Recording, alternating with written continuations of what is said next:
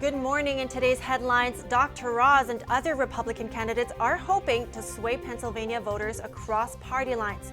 Hear what they had to say at the Get Out the Vote rally on Saturday. Philadelphia officials are accused of using taxpayer money to fund abortions. Find out what happened at the hearing on Friday. Did top government officials like Anthony Fauci conspire with big tech companies on censorship? That's what two state attorneys general want to know. Thousands of protesters take to the streets in Paris on Sunday. The protest was organized by left-wing opponents of President Emmanuel Macron, demanding a stop to rising costs of living and transportation. And a young boy donates his entire piggy bank to Hurricane Ian victims and inspires a big movement. We spoke to him and his dad.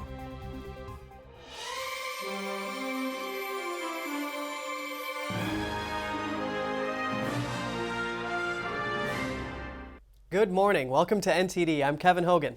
And I'm Evelyn Lee. Good Monday morning. It's October 17th today. You know, I'm so glad you had a chance to speak to that young man. Piggy banks can be so precious at that age, and yet he gave it up. Looks like a little selflessness can go a long way. Oh yeah, absolutely. And I think sometimes it just takes this one person to get the ball rolling. But first, we begin with some different news. We have updates on the California serial killer. Police arrested a suspect in Stockton over the weekend. He has been identified as 43-year-old Wesley Brownlee. He's suspected of killing 6 people and wounding 1 other. Police believe the arrest prevented another killing. Investigators were led to his location by tips from the community. He was under surveillance and arrested while out driving on Saturday.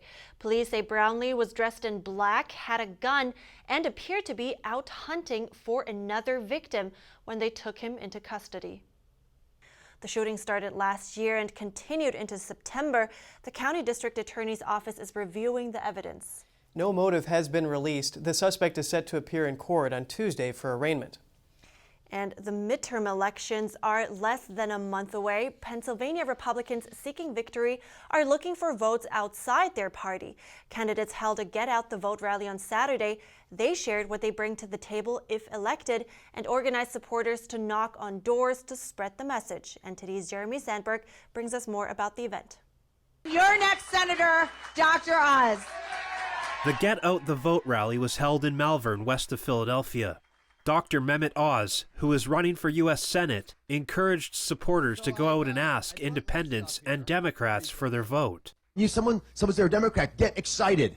That's exactly the person you want to talk to, because you can convince them. And you're going to say, we stand for change. We stand for the reality that you can balance a budget, stop recklessly spending, and fix our economy, which we will do.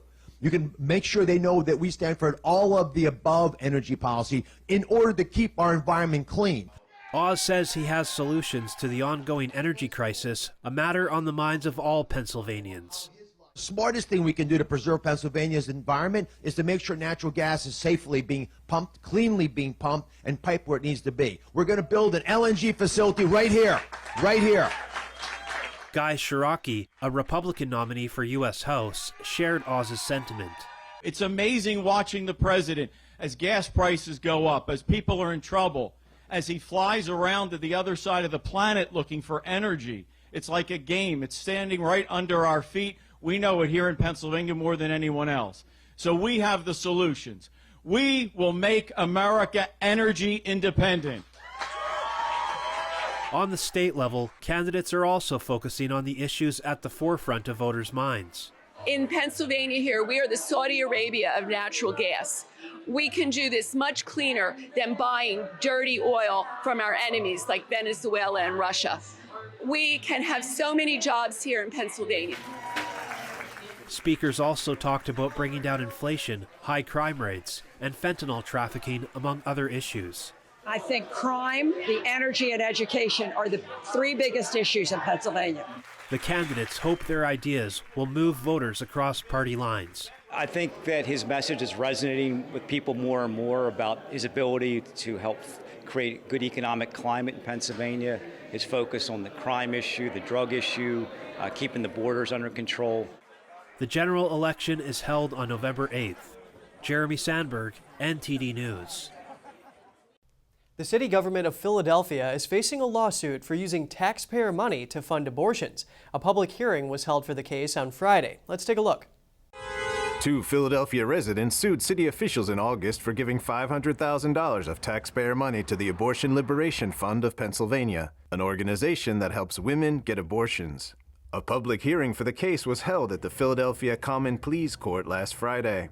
The plaintiffs told NTD why they filed the lawsuit. Because we feel it's important that the city be held accountable for its flagrant ignorance or misappropriation of funds, that they are now sending our tax dollars and the tax dollars of other citizens of Philadelphia and actually of the entire country to pay for abortions, and that is strictly prohibited by federal, Commonwealth, and city laws. The lawsuit argues that the city violated both the federal Hyde Amendment and Pennsylvania's state version of the law.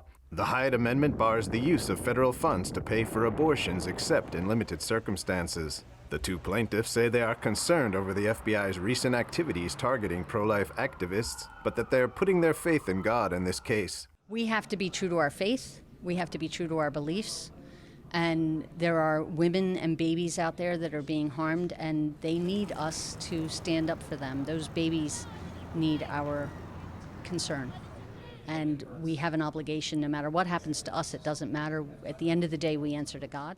The plaintiffs and their attorneys say they are in the lawsuit for the long haul, and in case the judge rules against them, they are ready to appeal the decision. Ultimately, we feel very comfortable. I'm not sure what this judge has a lot of issues that he's dealing with, so I'm not sure how this judge is going to decide the issues, but we feel confident that ultimately we're going to prevail, whether it's with the Commonwealth Court, the Pennsylvania Supreme Court, or the United States Supreme Court if necessary. Attorneys for the defendant declined interviews with NTD. According to the plaintiff's attorney, the judge has indicated that he will issue a decision on the lawsuit later this week. Reporting by Allison Lee, NTD News. President Joe Biden will campaign for Charlie Crist in the election for Florida's governor. Crist is taking on Governor Ron DeSantis, a potential Biden rival in the 2024 presidential election. Biden and DeSantis have publicly played nice with each other in recent weeks in the aftermath of Hurricane Ian, but the differences between them are stark. He has clashed with Biden on multiple policy issues, including COVID-19 vaccines, immigration, and abortion access. Stumping for Crist could be an effort by Biden to go toe-to-toe against a man who is likely a presidential hopeful. Biden will travel to Philadelphia on Thursday to participate in the reception for John Fetterman. And Fetterman is Pennsylvania's lieutenant governor and Democratic candidate for the U.S. Senate. Fetterman is running against TV doctor Mehmet Oz, the Republican candidate, in one of the more high-profile Senate races. The current Senate is split 50-50 between Democrats and Republicans. This gives Vice President Kamala Harris the tie-breaking vote and a razor-thin edge to Democrats in the upper chamber. Right, and recent polls show DeSantis leading Crist by a margin of 50 to 43%. The election is on November 8th. And plaintiffs in a high-profile case seek to depose 10 top officials, including Dr. Anthony Fauci. They allege collusion between government officials and big tech companies on censorship. NTD's Daniel Monahan has the story. In a recent motion, the Attorneys General of Louisiana and Missouri and other plaintiffs requested that a U.S. court allow them to depose Fauci. They also seek to depose former White House Press Secretary Jen Psaki, FBI Special Agent Elvis Chan, and others. A joint statement by the plaintiffs say that emails and other documents uncovered in discovery have revealed an enormous and far-reaching censorship enterprise. The statement continues that officials had their most revealing communications with social media companies orally, not in writing, and that high-ranking federal officials were more likely to rely on oral communications to pressure social media platforms to censor. Fauci, for instance, spoke by phone with a group of scientists who then wrote a paper berating other scientists who said COVID could have come from a laboratory in China. The motion further states that Fauci was in touch with Facebook CEO Mark Zuckerberg, but that the content of oral communications between the two is yet to be revealed. Department of Justice lawyers say taking 10 depositions would be burdensome. This case has a sped-up discovery where less depositions are the norm. The plaintiffs say deposing high-level officials is necessary because they have first-hand knowledge that cannot be obtained elsewhere. Daniel Monahan, NTD News. Now we have a follow-up to last week's protest against the Chinese regime. The protester was immediately arrested, and it is unknown what happened after. Right after that protest on a busy overpass in Beijing, the same slogan appeared again, this time in a public restroom. This during the 20th Communist Party Congress, which is held from October 16th to 22nd. Several photos circulating online showed a message in large characters saying, "No dictatorship, no COVID test, we need food, we need freedom, no COVID test, save China." It's believed the incident happened in a men's restroom at the China Film Archive and Photograph Library in Beijing. Several flyers were also posted on the wall reading, "Government through general election, elect a leader with a vote, a new movement to defend the republic." Another photo shows people picking up the flyers in the restroom with the same slogan as the banners on the bridge. Some photos also shows text in English written on the doors saying "Life, not zero COVID policy, freedom, not lockdown, reform, not regression." After the Beijing bridge incident, officials urgently hired so-called bridge watchers. According to recruitment posts, it's a 24-hour position for at least 15 days. 2 people per shift, including eating and sleeping in a tent at the location. A worker spoke to the Epoch Times and said the job is about so-called maintaining stability. The protesters will likely face severe punishment. One netizen had an interesting take on the situation. He commented after the incident in the restroom that officials will probably send toilet watchers to each public restroom.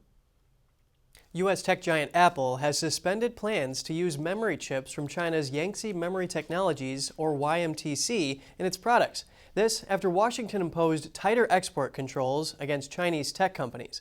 Apple originally planned to start using state-funded YMTC's flash memory chips as early as this year. The chips were initially only intended for iPhones sold on the Chinese market. Apple was considering eventually purchasing up to 40% of the chips needed for all iPhones from YMTC. The United States last week added YMTC plus 30 other Chinese entities to a list of companies that U.S. officials have been unable to inspect. This has stoked tensions with Beijing, starting a 60-day clock that could trigger much tougher penalties. YMTC is also being investigated by the U.S. Commerce Department over whether it violated Washington's export controls by selling chips to blacklisted Chinese telecom company Huawei. And coming up, Russia opens an investigation after 2 gunmen killed 11 people at a Russian military training exercise. The targets were personnel who volunteered to fight in Ukraine. And thousands took to the streets in Paris over the weekend. Protesters demanded wage increases and action on the rising cost of living. Stay tuned for more right here on NTD Good Morning.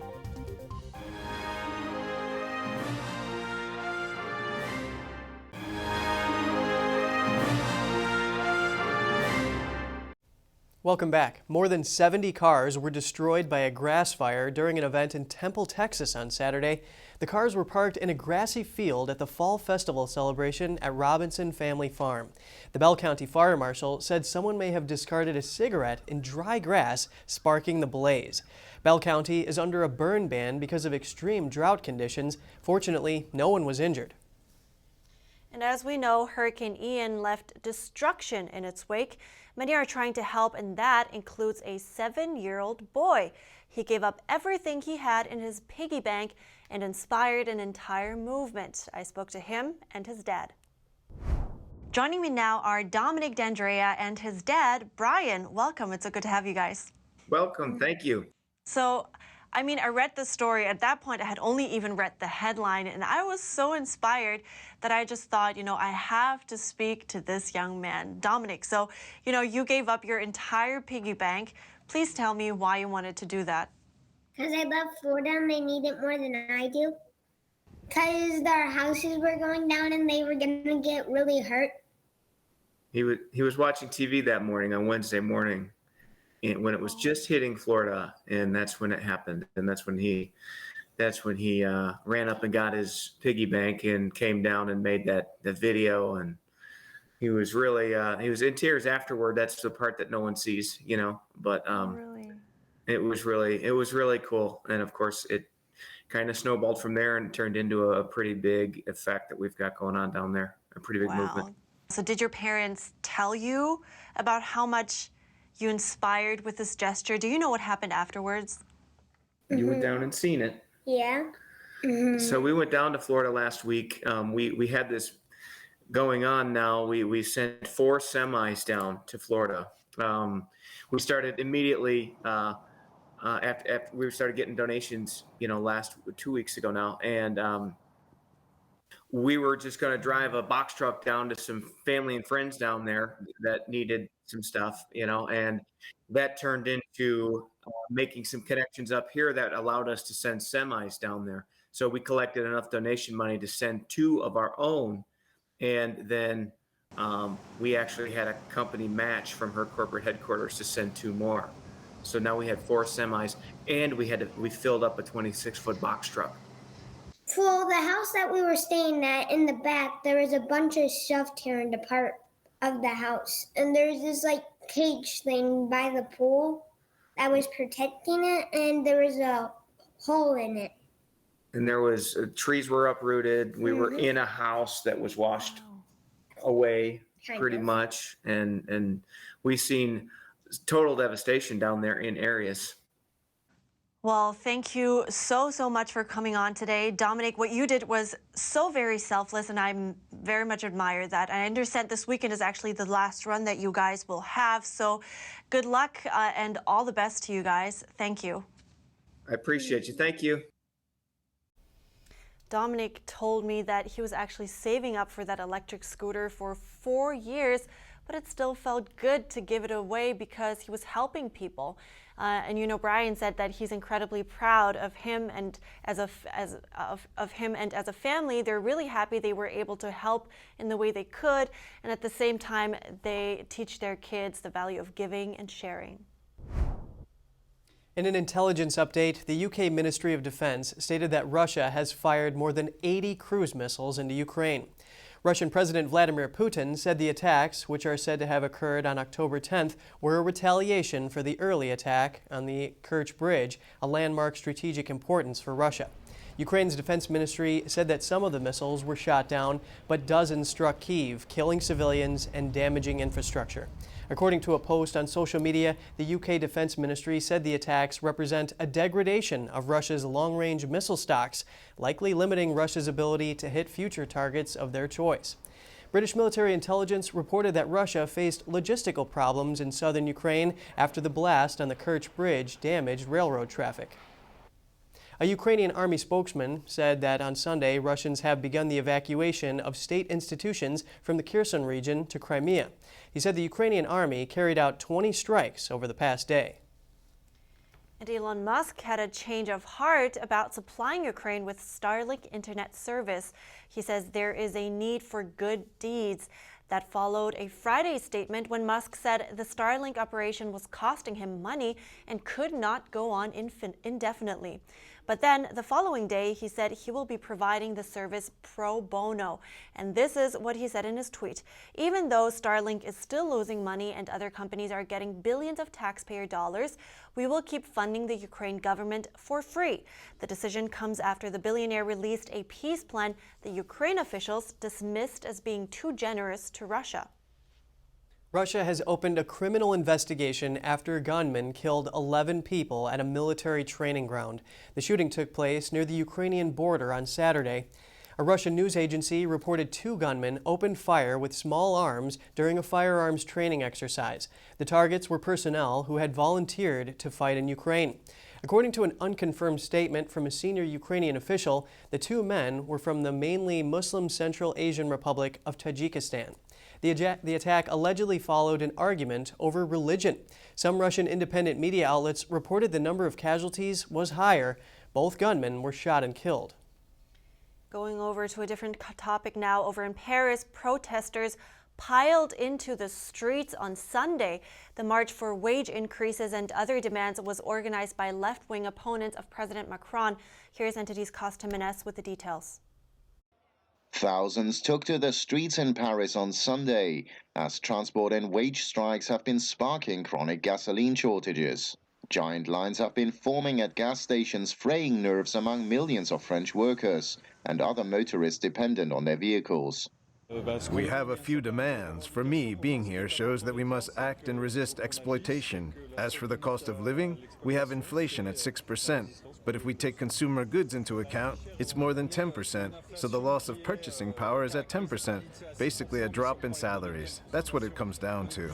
Macron's government is also on the defensive in parliament, where it lost its majority in legislative elections in June. That's making it much harder for the government to implement its domestic agenda against strengthened opponents. Parliamentary discussion of the government's budget plan for next year is proving particularly difficult. In a speech to the Paris March, far-left leader Jean-Luc Mélenchon charged that Macron is fried and that his leadership is plunging France into chaos. Demonstrating at Mélenchon's side was French author Annie Ernaux, who won the Nobel Prize for Literature this year.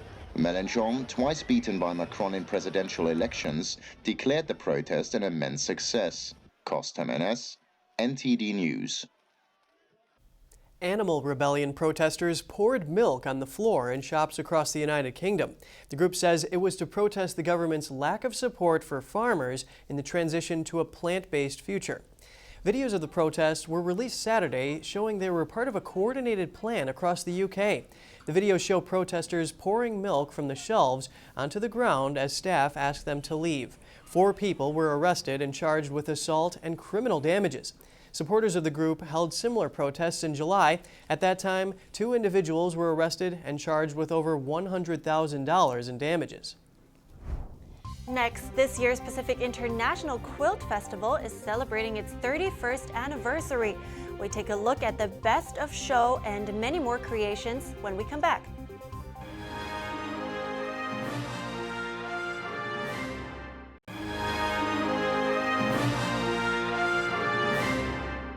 Welcome back. Some people may have taken up sewing and knitting during the last 2 years, making homemade masks during pandemic lockdowns or other household goods.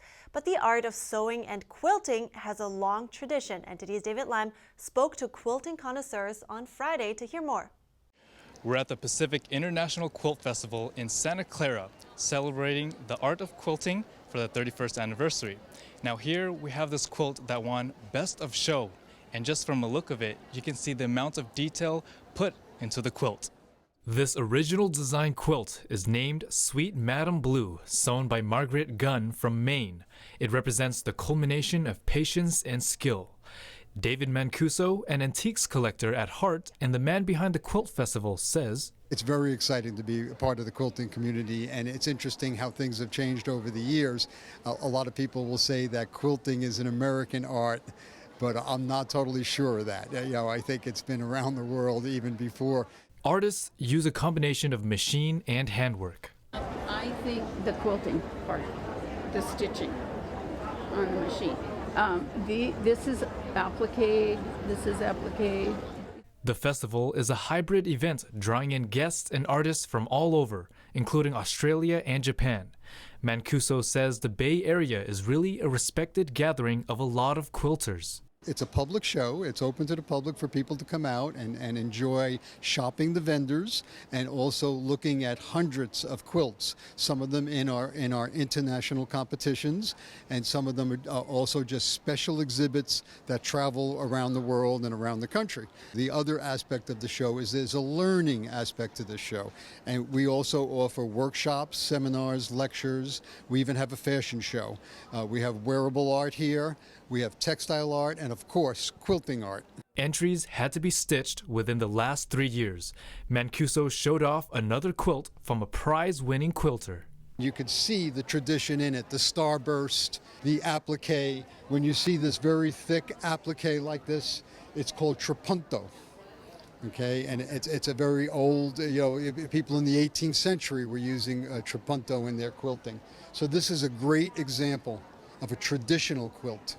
Lucy Mice, an attendee, is getting inspiration from the clothing as she likes sewing her own clothes. I think for me it's creativity and the uniqueness. I'm making it for me, and I'm using the colors of fabrics that I like, the patterns of fabrics that I like.